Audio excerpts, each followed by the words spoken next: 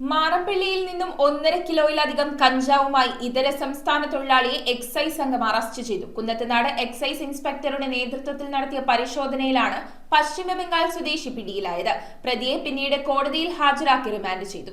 പശ്ചിമബംഗാൾ മുർഷിദാബാദ് ജലംകി സ്വദേശി മലൈക്കുൾ ഷെയ്ഖ് എന്ന 24-കാരനെയാണ് Kunnathunad excise inspector S ബിനുവിന്റെ നേതൃത്വത്തിലുള്ള സംഘം പരിശോധനയ്ക്കിടെ അറസ്റ്റ് ചെയ്തത്. മുടിക്കൽ ചെറുവേലിക്കുന്നിൽ നിന്നുമാണ് ഇയാൾ കഞ്ചാവുമായി പിടിയിലാകുന്നത്. പ്രതിയുടെ കൈവശമുണ്ടായിരുന്ന ബാഗിൽ സൂക്ഷിച്ചിരുന്ന 1.599 കിലോഗ്രാം കഞ്ചാവ് എക്സൈസ് സംഘം പിടികൂടി.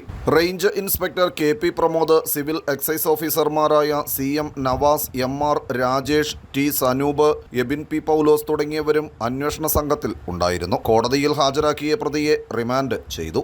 News bureau, Perumbavoor.